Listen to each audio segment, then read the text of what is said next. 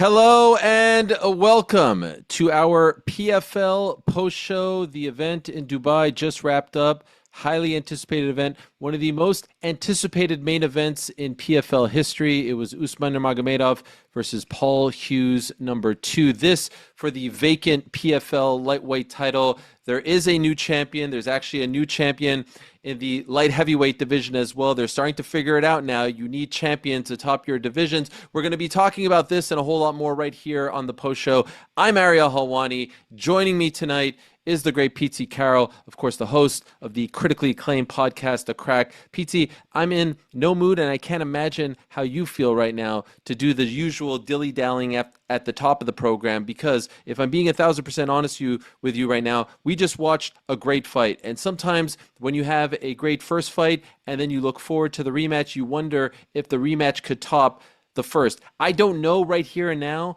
if the second fight, the one that we just witnessed, was better or even as good as the first. What I do know was it was very entertaining. It was very fun to watch. It was not without controversy. In the end, officially, Usman Nurmagomedov is the new PFL lightweight champ. It was a very close fight.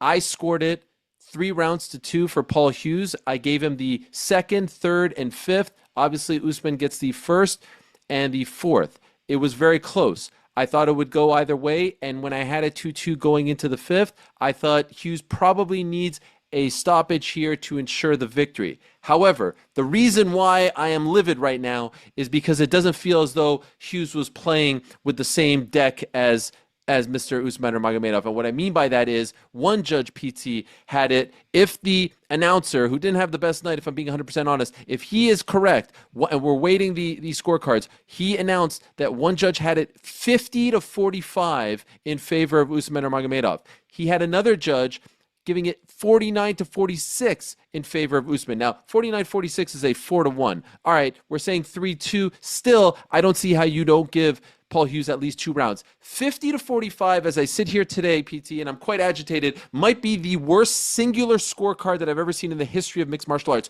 Whomever that person is, and we'll find the scorecard very soon. We'll get it very soon, and we'll tell you his name. Should never be allowed to not only officiate, judge MMA, he should never be allowed in a arena watching MMA, because that is the most despicable scorecard that I've ever seen. 50-45 in favor of Usman Nurmagomedov is an absolute disgusting, despicable, laughable scorecard, and that means that it was not fair terms for Paul Hughes. Now, you have known Paul Hughes for a very long time. We can't deny that. We can't hide from that, but you are a very honest and I believe a very unbiased guy. To see a guy that you've watched his rise and do everything that you need to do to get to this point, what are your feelings after witnessing the fight that we saw and then hearing what the scorecards were afterwards?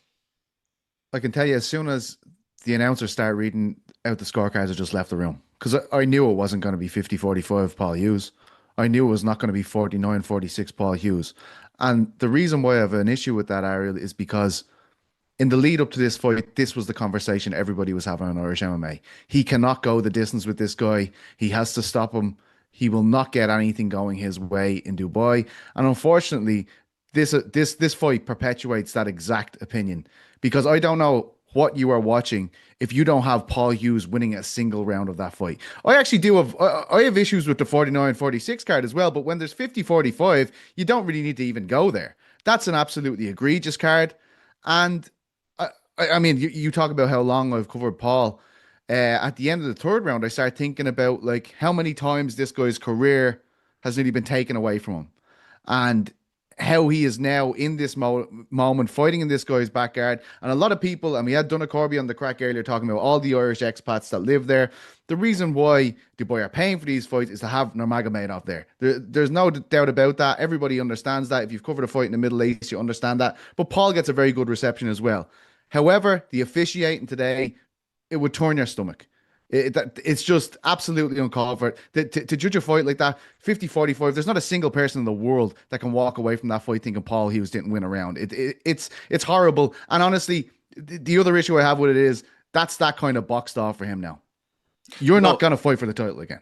Well, not as long as Usman's the champion. Sorry. By the way, I would love to see it. And with all due respect to Alfie Davis, who deserves his crack, and there's other people as well, those two are magic together. Like those two deserve Brilliant. all the credit in the world. They are magic together. Even their little tit for tat stuff, their pre-fight promotion, as Usman said, this should not be any sort of indictment on Usman Nurmagomedov. Let me be very clear, because I know people are going to come out here and be like, you just hate Usman.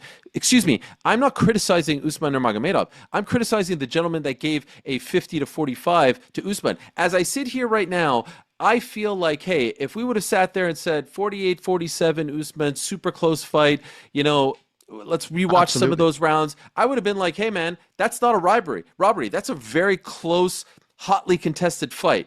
49-46, I just have a hard time not giving Paul 2 rounds. Go one step further. How do you give him not 1 round? Not 1 round. So it makes me feel like he wasn't playing on the same playing field as Usman. Now, we talk about Keith Peterson. In total, I counted 3 low blows, and he only acknowledged 2, right? There was one in the beginning, one towards the end. The second one he completely brushed off. The third one later in the fight, I believe, if my memory serves me correct, it was the fourth. I might be wrong on Yes. that. It looked like Hughes might have been out of the fight, and then some way, somehow, I don't know if he was selling it. He just kind of pops up with a smile on his face and he keeps on going. Now, worth noting, there was a clash of heads towards the end of the fight as well, in which it looked to have cut open Usman, and that you can make a case deserves, if you want to say like, hey, it was tough on both sides. There was also a headbutt at the end of the first round. Every single one of these infractions that I'm talking about, none of them led to a point deduction. And so Keith Peterson, who has been around the game for a long time, who obviously the likes of Dominic Cruz has talked openly about not feeling like he is one of the top referees who should be officiating these types of fights, didn't have a great night at the office as well. I mean, think about this, Pizzi. If he takes 1 point away, it doesn't even matter. It Yeah. doesn't even matter. Isn't that insane? In such a It's close fight. Can I just ask, and I have a broader point to make, just on the point of that fourth round headbutt, did you see that connection? Because I saw the replay and I still didn't see a connection. Yeah, Because he was originally, throwing hooks on the way up to the yeah. shots. I don't know what it was. But what I did notice was at the headbutt at the end of the round, there was zero conversation. Back to your corner, Paul. He immediately stopped the fight when it happened inside the cage. And they went to a replay. You know what I mean? It just perpetuates the same thing we're saying. It's one set of rules for one person and one set of rules for the Yeah. other person. There was no stoppage on the second groin shot to see if it landed. It was just like, no, it didn't land. It And was like, keep going, keep going, keep going. Like, what? Nothing? I can't stand here and say he absolutely kicked him in the balls. I can't, because they didn't show a replay. It just went straight through. That's the problem with this for the PFL, right? I completely agree with you. There is no robbery here. Usman Nurmagomedov, he wins that fight 48-47. I'm like, oh yeah, cool. I had a difference of 1 round with the judge. I can completely get that. Same as the first fight. I had it for Paul. Usman wins the fight. No problem at all. The issue PFL have coming away from this fight is, if I'm anyone else in the world, I'm saying I'm not fighting that dude in Dubai. I am not doing that. Yeah. It's amazing that you have these 10 rounds of absolute magic, and these fights.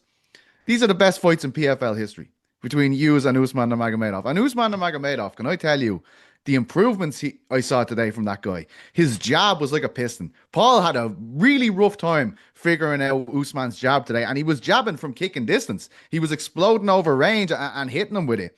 I thought he fought really well. I thought he had far more explosion in his takedowns. He really gave Paul a lot more to worry about, I felt, in the takedown area of this fight. He deserves a lot of credit, but the issue I have coming away is just that card. And when that happened in the second round with Peterson, I was like, I hope we're not talking about this at the end of the fight. Yeah. But of course we are. Of course we are. It's very unfortunate, because like you said, it's a tremendous second fight, and honestly, I'd love to see a third, just because they're so entertaining. They've given us 10 amazing rounds, and they've given us all they've got, and it's one of the, like, look, the co-main event, Corey Anderson is your new light heavyweight champion. It doesn't feel like the highest of high level, right? Especially with the light heavyweight title on the line tomorrow in the UFC, and with Roundtree and Prochaska and what we saw from Ulberg. This feels like the highest of high level. This feels like two incredibly talented fighters who are great on their own. They're more often than not great on their own, but are magic together. And so I hate the fact that we're even talking about this sort of thing, because, to be honest, again, I thought it was 48-47, and you agree with me, but I really, you never know with these fights anymore. Of Like, you course. never know. What sucks to me is that this is taken away from such a great matchup. It's taken away from such a great, rematch. And I would love for PFL to say, let's do it again. I don't see it happening anytime soon because you talked about Usman. He looked great. His striking looked great. I mean, the way he is so quick with his takedown, and then there was that period there where he transitioned to the body lock, and it seemed like for a brief moment was going to catch Paul Hughes with the rear naked. It's like, wow, this guy, he's like a snake down there. But also, let's give Paul a lot of credit as well. The way he switched at the very end, where it Oh, seemed so like good. Usman was gonna maybe like seal the round with the takedown, and we still don't have the breakdown. At least I haven't seen it just yet, as far as the scorecards are concerned. He switches and then gives him the point. Like it's just they're just so great together. So I don't know. I feel like I'm kind of rambling here, PT. No, no. You may have you may have said it. You had a 2-3-5, right, for Paul? Yes, yes, Okay, that's what I yeah. had it. And look, I'm sure there's close rounds in there. There's no doubt about it. But to speak just about Paul Hughes, um, you're this is no secret to you. In Ireland, MMA has a bad reputation, and it has become a code word for something else. MMA, it's not where it was during Connor's pomp, and he is responsible for that to some degree. Um, but having a guy go out there and represent Ireland the way he does, and there's never going to be any bullshit. He's going to go out there and fight for every second. And you were talking about that there in terms of Usman has these incredibly dominant positions on him. He has a body lock. He has your back. This is exactly where he wants you. And Paul Hughes just won't stop fighting. And he gets up and he doesn't just get up. He's already throwing a combination before Usman even realizes he's out of the lock. Um, the guy's an absolute credit. He is allowing the sport to be seen in a different light in this country. And I honestly think any Irish person that was watching that fight would be extremely proud of him. He forced himself on the microphone at the end of the fight.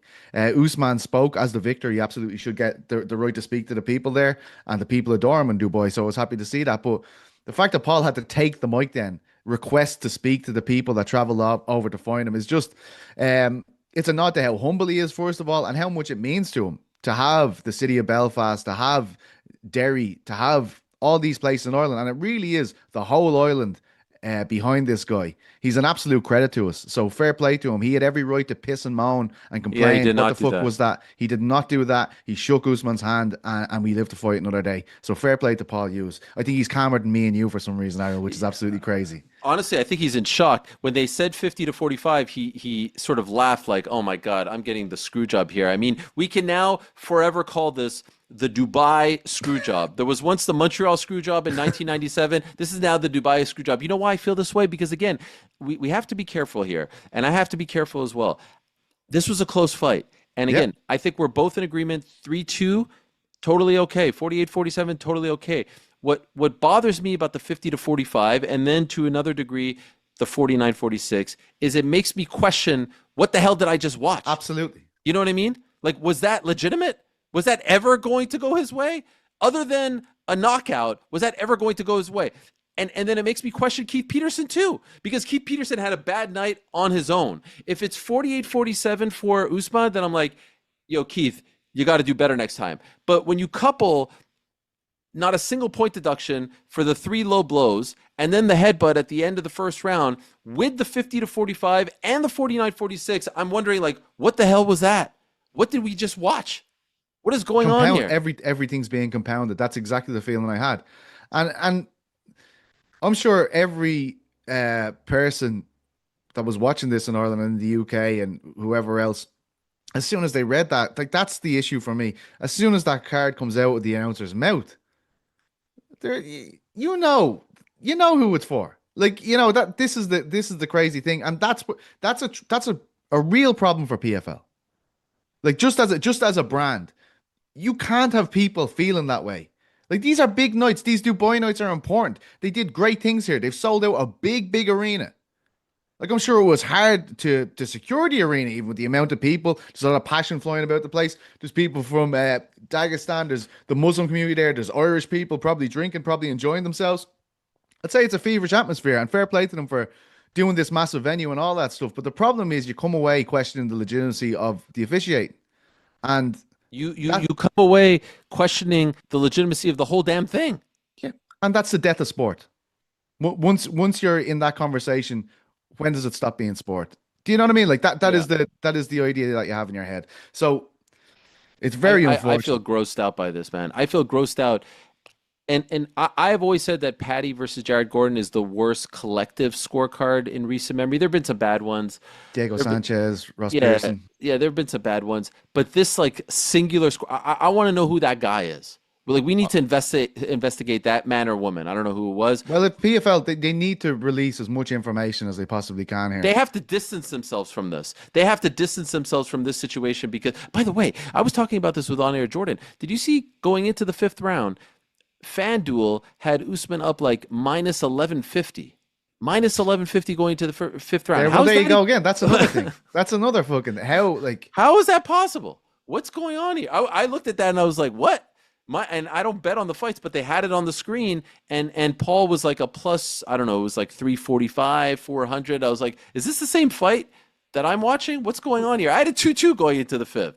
we were all scoring it together. Like I was in a group chat with all and GC and Rick just to kind of check with me. I was like, am I, because I know the boys would tell me, Pizza, you're on that home cooking shit yourself, mate. Yeah, yeah, Like yeah. if I was going, but they were scoring the same way as me too. And again, Usman deserves a lot of credit. Like this is two tremendous fights. We should be talking about that. This whole thing, right? I'm just saying, like me and you on this show right now, we were going to do this regardless of the outcome of the fight. Yeah. And if the judge had read out three cards, 48-47 for Usman Nurmagomedov, we're having a completely different conversation right now. It's not the same show. We're talking about how great this fight is. We're talking about the legacy of these 10 rounds. We're talking about what these guys have done for PFL. We're talking about all this kind of stuff. But unfortunately, the thing on everyone's mind here is that scorecard. And it's gonna taint them. Like they need to get the scorecards out there. Tell us who this was. We need to find the person that interviewed them, see what they were seeing, because there's no way in fucking there's no way. There's no way a reasonable person could have watched that fight and said he didn't win a round, mate, and keep a straight face. Come on. Let's play this game. All right, so these two just fought for the PFL title.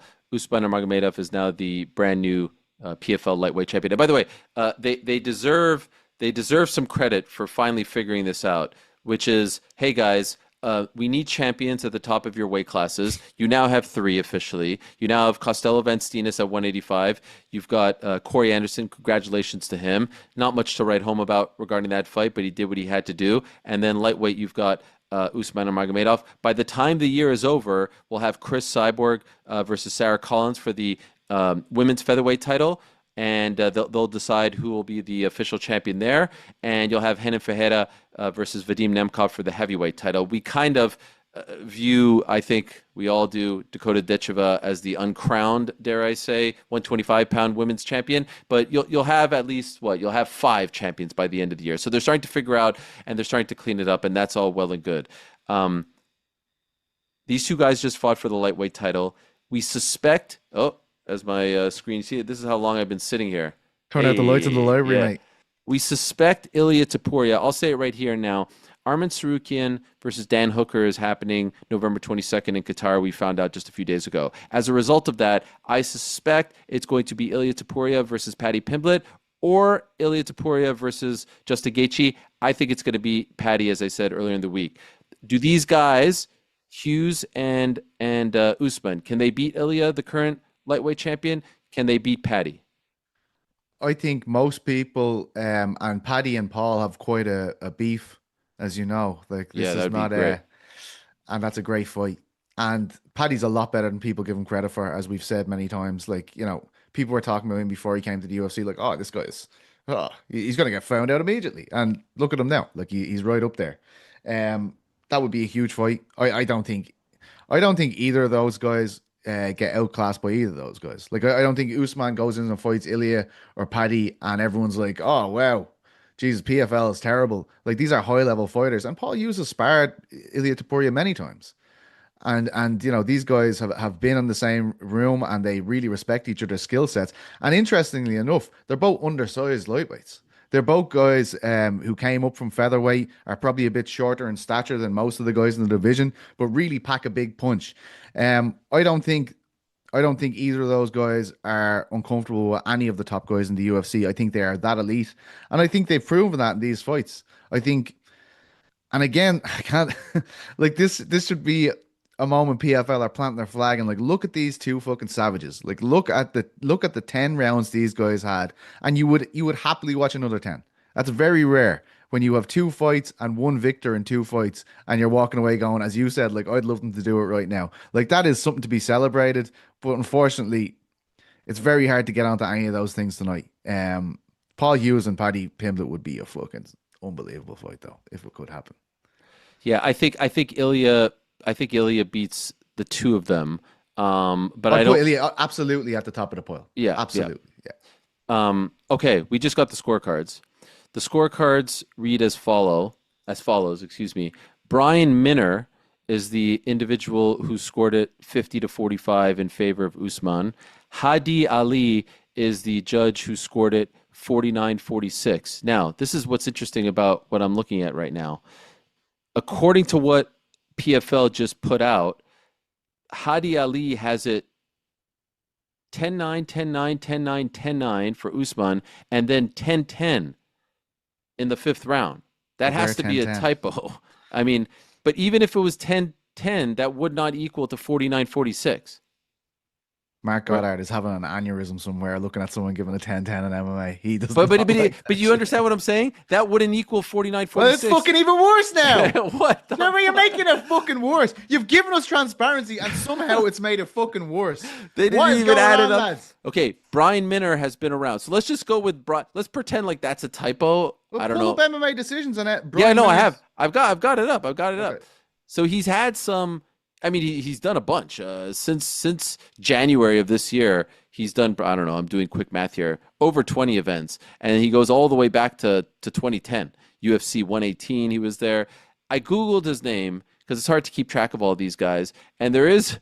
Shout out to Frankie on this one. There is a Reddit thread from Oh a no. year ago where someone says Brian Minner just managed to make Sal Diamato and Chris Lee look like great judges on the same night. That Ricci card is baffling. So he had a Tabitha scorecard for Ricci? Tabitha Ricci against Lupi Godinez, where he had it 30-27 for Tabitha. Sal Diamato had it 29-28 for Lupi. He also had a scorecard that was 29-28 for Slava Borshev over Nassim Sadikhov, and Chris Lee had it 28-28. I would be lying to you guys if I say that I remember this specifically, No. but even the comments are saying even John Anik called him out on the mic, which sounds like Jimmy Smith tonight. Which, by the way, shout Fair out to Jimmy fucking play, Smith. Jimmy Smith. Yeah, shout out to Yeah. Jimmy Smith who said afterwards that the 50 to 45 was ludicrous. I might be paraphrasing. No. Another, Usman Nurmagomedov said to him, "What did you think of that? Wait, I made it very clear this time," or something. He's like, "Nah, I had a 48-47," and didn't even say which way he had. Just continued the interview. I mean, come on. back in November of 2023, this is from an MMA Mania tweet. Tonight, Brian Minner has scored round one for Mackenzie Dern. Mackenzie Dern against Jessica Andrade. Gave Tabitha Ricci 30-27 over Lupi. Didn't give Sadikhov a 10-8 in round two. So that was the MSG card from 2 years ago. This is quote tweeted by Chael Sonnen, who writes, Brian Minner is an excellent judge, all caps. Whether you agree with his scorecard or not, I support his courage to judge a dynamic sport in seconds and stand by his score. Criteria could be a box as well as a blueprint. Red flag to your chair. A friend in need. It's a friend my indeed. That is fucking So brilliant. yes, there it is. Now we don't know what's going on with that second one, but at least now we know that it's Brian Minner who's the one who was. I don't know. I don't want to suggest anything, but who definitely needs to be looked at. I mean, this is a guy Oh, who, it's according to completely. MMA It's an decisions, insane. Like think he's on the take. What happened here? well, like that's the problem is that's the perception it gives us. Like Yeah. you have been paid to put on an event in Dubai. Dubai obviously want the biggest star for that market, which is Nurmagomedov, and then these cards come. Like that is the issue. I'm not trying to say that's what I think, and I don't actually. I couldn't possibly think that because then the idea of this sport is completely collapsed all around me at that stage. Like I can't honestly believe that, but that's the problem. That is the perception that's out there. You have underlined, highlighted, fortified the sentiment that something weird may have happened there. Do you think that when all is said and done, Paul Hughes is going to regret anything? Do you think he is going to regret? I mean, obviously he'd want a stoppage, but Usman is a very tough guy to beat. Obviously, do you think he could have done anything more? you think he's going to regret any moments? There was one moment where I saw he rocked Usman towards the end of the fight with that stiff jab. The fifth round. Yeah, fifth round, and then I felt like he should have pounced, at least gone for it, right? There were moments where I thought his jab was looking very effective, very stiff jabs. He was connecting, but I would have loved to see him try to package it with maybe a 2, not just the 1. Again, these are all minute things. He's an incredible fighter. Do you think he's going to regret anything? I think the biggest dilemma he'll have will be similar to the biggest dilemma he had from the first fight.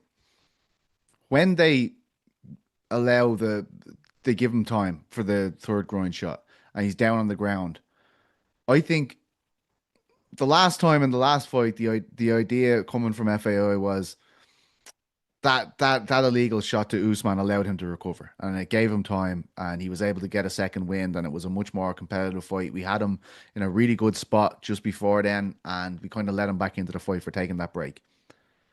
I wonder if when Paul was down on the ground, he started thinking that maybe I need to suck it up here and just get back in the fray, because maybe this is giving him more of an advantage than it's giving me. Maybe me lying on the ground here is actually allowing Usman to gather himself, and maybe I'm the one that should be putting the foot down to the mat right now. And I think, honestly, that's what factored into him not chasing up that jab in the fifth. I think the ball shots got to him. Like, we've all been there, man. We've all got shots to the stones. It is completely debilitating when it happens to you. And I just wonder, did he get up off the ground a bit too soon there? Because he still had 3 or 4 minutes he could have taken. As you said, it went from very bad to him kind of getting up and being like, oh, I'm ready to go.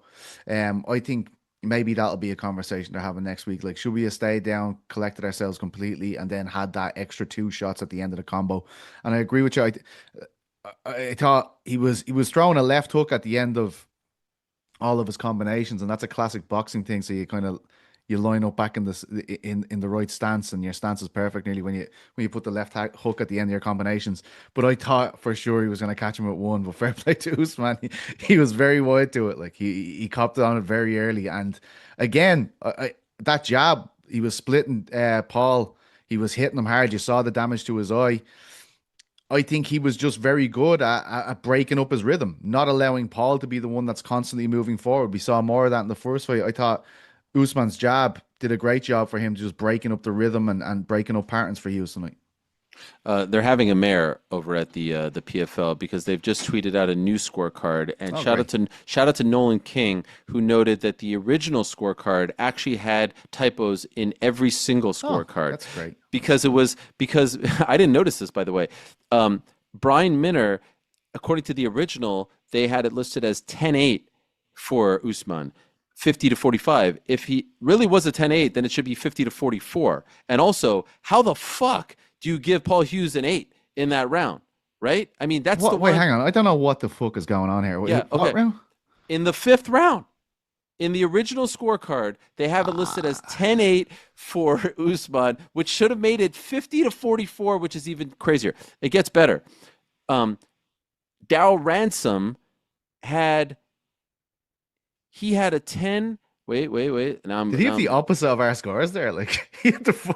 Wait. I'm reading the wrong one here. Here. This is great. Darryl Ransom had a 10-8 4th round in favor of Usman, which should have made his scorecard 48-46.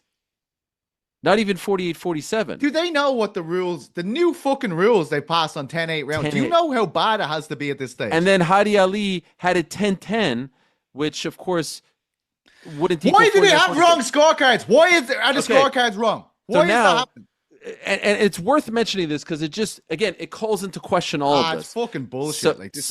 So now they have since tweeted a new, a corrected one. But here's the thing, PT. The corrected one still has 10-8 in the 5th round for Brian Minner, which should still have made that first scorecard that we're talking about a 50-44. Fucking disaster, man. This is a fucking disaster, man. 49-46 for Hadi Ali. They changed the 5th round. 10-9 in favor of Hughes. So he gave Hughes a 10-9, which according to this, Brian Minner gave Usman 10-8 the 5th round. And This then is they cleaned up the Dow ransom, and so now they got rid of that 8 and made it 48-47. But let me tell you something, PT. As the great poet, I don't know his name, once said, something's rotten in the state of Denmark here that was because Shakespeare. yeah, that was Shakespeare. I had a feeling. This is again. Right out Hamlet. People might be rolling their eyes, but this calls into question the whole thing. You know what I mean? Like at that stage when you're fucking putting out cards that don't make sense and don't add up to the numbers that are there, while compounding everything, right? So we've gone through everything here. The 50-45 is what we came in with. That was where we're bumping through the door with that one.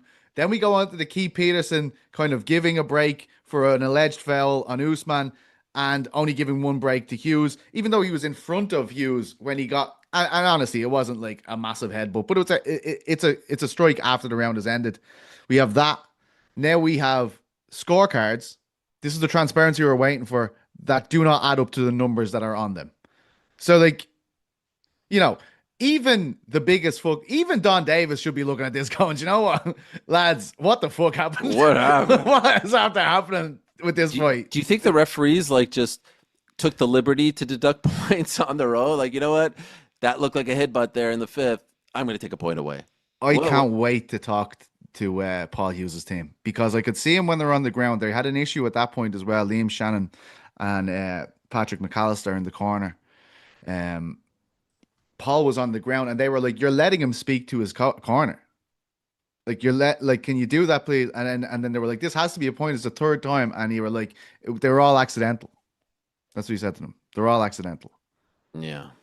And look, I think he's right. I think they were accidental, but like that's not the conversation. It's how much have you depleted this guy by kicking him 3 times in the fucking stones. You know what I mean? That's what should be factored into this. PFL PR has now posted a third scorecard. This will clear things up. Um, and it's now. I don't know if we have this up. Let me know. Let me see if I'm speaking. I'm looking at multiple screens. Okay, here it is. It's now it's now a picture of a computer screen. Microsoft Word. Yeah, they have it out and shit. Oh, fuck off. For the record. Fuck off. Now, there's no point in even fucking talking about this. What is this? I fucking get up Microsoft Word here and do my own one now. Listen. For the record, I believe that's Excel. Just for the record. All right, fair play. And it says, I just want to get this right. For once, 50-45 for Minner. So now the 10-8 fifth round has been corrected. It's now 10-9. 49-46 Hadi Ali. Seems like we're all good there. The fifth round is 10-9 for Hughes. And did we get rid of the 10-8 on the last one? Yeah, we did. 48-47. So, I mean, it's still ludicrous. But the fumbling of the scorecard delivery is almost as bad as the actual officiating itself. Do you know what? This is great for Paul Hughes. This is the best kind of loss you could have, isn't it? Like just having everyone be like, "What the fuck is going on there?" You know, like it's not just the card; it's there's so many things. Like this is the Zapruder film. This these various scorecards that are popping up here. You can write a book about this fucking fight at this stage. This is absolutely mental. It's an asterisk at least. Like we need the Cheeto Vera. What the fuck is going on, bro? I mean, this is unbelievable. What do you think Hughes does now? He still has fights left on his PFL deal. I know there's a few Irish bars in Dubai. That's what I'd say has happened now. He's gonna find himself a pint of Guinness, and you know what? He is a guy that knows how to come back. He takes so much. And every loss of his career, in fact, has been this. It was Vucenic first, and everyone thought he was robbed, and he came back and he beat Vucenic again. Obviously, Usman. Obviously, I'm in Ireland. I'm hearing a bit of an echo chamber here, but a lot of people had the first fight for Paul. Again, not a robbery. Everybody was happy to say, well, Usman definitely could have won that fight. Same thing happens tonight. I only think he gets better from this. I think if they fight again, it'll be in the UFC.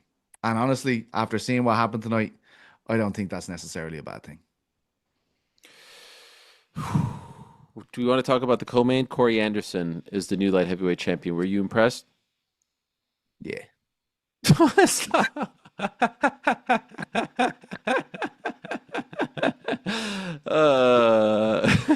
I love me some Corey, but it just wasn't the most compelling of fights. And it was a rough all night.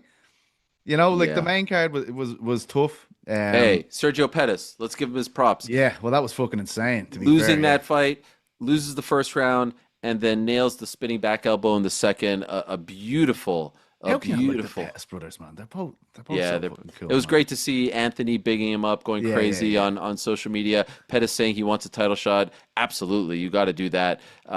It's just, I mean, the guy is still doing it after all these years.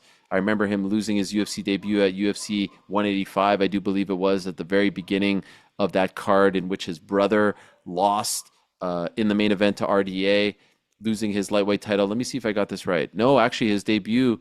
Um, he got knocked out at UFC 185. Wow, his debut was Who was that? 4 fights prior. Ryan Benoit Oh knocked my him out, God. but his debut was actually UFC 167 against Will Campuzano, if you recall. I That was don't. GSP versus Johnny Hendricks, November of What a 2013. Made his great fucking debut, card. his MMA debut, back in 2011. So 14 years later, just had a kid, still doing it. That's a really great story. So that was probably the highlight, I would say. I mean, you know what? I take that back. The Usman Hughes fight was great. Amazing. It was a great Amazing. fight, but just sort of clouded by all of this. So Corey Anderson wins via unanimous decision in the co-main event. Sergio Pettis beats Magomedov via spinning back elbow in the second round, perhaps getting a title shot as a result. Archie Colgan beats JJ Wilson via unanimous decision. He obviously in the mix at 155, but it sounds like Usman wants Alfie Davis, so he might have to wait. Jack Cartwright beat your boy Callan Loughran. What do you want to say about this at 140 pounds?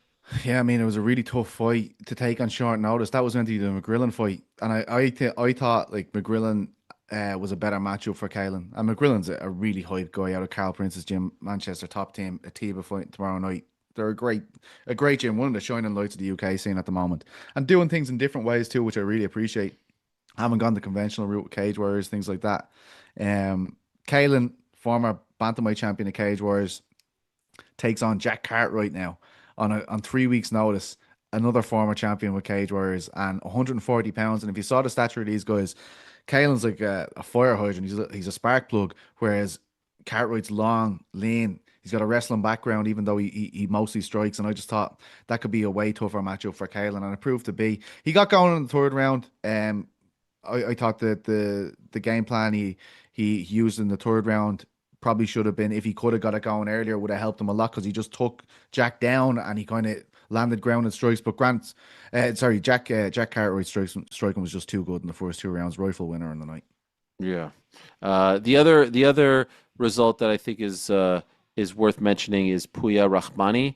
A lot of people excited about him improving to 5-0, fighting out of the UAE, originally from Iran. He won, and a lot of people seem excited about him. He beat Slim Trabelsi via first round TKO. So, the prelims had a lot of local fighters, a lot of Middle Eastern fighters, a lot of names that are still kind of unknown to your casual MMA fan, but I thought he kind of stuck out as someone worth remembering. So overall, as I was actually going to come on here and say, like, it seemed like the vibes were good for PFL. PFL starting to clean things up. You've got this new CEO, John Martin. Did you notice that shot there? Dakota Ditcheva, Don Yeah. Davis, Francis Ngannou, arguably the two faces of your promotion sitting there. Francis and Don have had their issues over the last few months. It seemed like the vibes were good. By the way, I think PFL should just strictly be an international promotion at this point, because the Yeah. difference in the way the product comes across when they're anywhere, not even Middle East, anywhere in Europe, France, of course, England, Ireland, it doesn't matter where they are. It just seems like such a bigger deal. And the South Africa, it just seems like the crowd is way more into it for some reason internationally as opposed to here domestically. I don't know if that's an indictment on the state of MMA here, but I think production wise, if I'm getting like really in the weeds here, it's a little dark. The camera work was a little bit weird. It was crooked. No one cares about any of that stuff. Overall, was going to sit here and say this was a good moment for them. The build was good. People were talking about it on a UFC weekend. A lot of buzz regarding 320. There's a BKFC card that people are talking about because McGregor's involved in all this stuff. And, for whatever reason, and you don't want to necessarily blame it on them because they aren't the commission, they aren't the ones sitting there. Although when you're overseas, it's a little You'd bit have to different, wonder but who was still, the commission then, you do, yeah. This raises questions. And you know what? If I were Don Davis or if I were John Martin, they're trying to rev up his persona and his place in the sport. I would put out a statement 5 minutes ago and say, "Great fight, great card. We do have some issues with that scorecard. We want to let you know that has nothing to do with us. We don't judge. We're not the ones doing this, X, Y, and Z, and distance yourself from this because not only was it the shitty scorecards, not only was it the 50 to 45 and then 49-46, the delivery of the scorecards calls into question the whole thing as well. It's just a 1-2 punch of complete lunacy. Yeah, and look, I've been at these events in Europe, in Paris and Belfast, in the UK. They do a great job, and they've made a real imprint here. And UFC are coming here less and less. UFC go to the Middle East more than they go to Europe. These are real things that are happening. There's an opportunity here, and I think US audiences prefer to see like the crowd like they are at these events. Like you can legitimately sell out places here. You have stars that can sell them out. I think you're dead right with that, and they've done great stuff. As I never stop singing their praises for what they do in Europe. Um, Really, really incredible stuff. Even today, they announced the signing of Liam Gittins, a really good prospect of a next generation Liverpool. Like they're signing the right people. Kalen Loughran's a great signing. Jack Cartwright's a great signing. These are all guys that would have usually gone the UFC route, and for whatever reason are there. So they need to use that. They need to exploit what they have. But unfortunately, that's just not the conversation we're coming away from having. Like, and to your point, could you imagine if this happened at Eddie Hearn fight? Mm, He'd be standing there for every camera in the place to yeah. do something. Like, this is my job to spin this somehow to do something with this. And I honestly feel like that, like I'm looking at the reaction online. I think this is pretty much how most people are feeling here, you know? Yeah, shout out to MMA Fighting. They compiled some tweets. I'll read some quickly for you guys. Lerone Murphy tweets 50 to 45 is crazy work. Terrence McKinney tweets 50 to 45 is diabolical. TJ Laramie tweets robbed. Jeff Molina tweeted LMAOOO called it. I guess insinuating that he thought there was no chance Hughes was going to get the nod. Dan Hardy tweets, great fight, great fight. I think Usman took the last round. 145 Usman. So Fair enough. Yeah, he has one round different from us. He has the fifth yeah, round. he has the fifth round. Yeah, Yeah. And that's and by the way, it's if absolutely that was the fine. case, like I would have been totally okay with that. But that, right there is 2 rounds for Paul. We had it Even three. if it's 48, Crazy. 47 on two cards and 49, 46 on one card, it's way more understandable. It's way more understandable. I don't agree with it. I don't agree with 49, 46. I think Yeah. if that's the one, we're probably talking about that card. If it's 48, 47, 48, 47 Usman, and then 49, 46 Usman, we're talking about that 49, 46 with a bit of skepticism too. But not on this level. Not on this level. I just hope people recognize why we're making such a big deal about this. Like you have a promotion PFL, you're trying to win over the public. You're obviously, you've got this deal with Dubai. Like you renamed the event, PFL Champions Series Dubai. Rock First it was the Dubai. Dubai Champions, all this stuff. And clearly the fan favorite who fought there last time and is getting an opportunity, and that's fine. You go where someone is a draw. This happens. It's a horrible black eye on the sport and the promotion. And someone needs to justify it. And the annoying thing about this is we will never hear from Brian Minner. And the annoying thing about this is we're not going to hear from anyone. Prove me wrong from the PFL unless we'll get coach up there telling us like, isn't this great? Can't wait Everyone's to hear what the talking coach has about to us. say about this. Everyone's Can't wait. ain't this great? They're all talking about like someone will spin it in a stupid way. And yeah, Who says we won't do the rematch? yeah, who says we would? By the way, listen to us right now. Do the third one. Who Fuck it, says yeah. no? Who says no? Who says no? Who's not tuning in? Do the freaking third one. To the death. Yeah, no judges. Only No one judges. man can leave. It's been a long day for you, PT. You did the crack earlier today. Shout out to you and Guilherme and Donna and Chisanga, right? Am I No, missing Andy anyone? Stevenson. Andy Stevenson, damn it. I saw Chisanga's tweet over there earlier. Shout out to all of you guys. It's been a long day for me as well. And shout out to the team behind the scenes. Shout out to Uncrowned. There's great coverage over at uncrowned.com right now. And we'll be doing this all over again tomorrow in what should be a very interesting day in the world of combat sports. because, of course, you have BKFC earlier in the day. One fight that we're all really interested in, of course, the Mike Perry, Jeremy Stevens fight, which, if the press conferences are to be believed, Mike Perry's job is on the line. It's a pink slip at stake for Mike Perry if he does not perform. And then, of course, the big one, UFC 320. PT and I and the gallivanting Chuck Mindenhall will be with you. He is gallivanting this weekend. All over the fucking we'll be with you at the very end of it all to talk about it. PT will be very, very tired, so way less energy than he has right now. I mean, this is a joy for him. This is, what are we? 11:30. This is perfect. Yeah, this is I'm in my peak at this stage. Yeah. Yes, this is when you're just settling in for the prelims.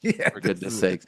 I'll be with you. I'll be tired as well, but it was good to do this. I'm happy we did it. We got it out of our system, and now we'll be able to lament more about it all online with the rest of you. Thank you very much for watching our post show. Thank you to On Air Jordan. Thank you to Frank. Thank you to New York Rick. Thank you to everyone behind the scenes for making this happen. Thank you to the legendary Ben Hefner as well, the real MVP behind the scenes here at Uncrowned. And of course, everyone over at uncrowned.com, Shaheen Al-Shadi and the boys doing tremendous work there as well. PT, any final thoughts? Anything before we go? No, nothing. I was already turned off there. Sorry, mate. Go ahead. Okay, no, that's fine. That's fine. Good night, everyone. Enjoy your evening. We'll talk to you tomorrow night.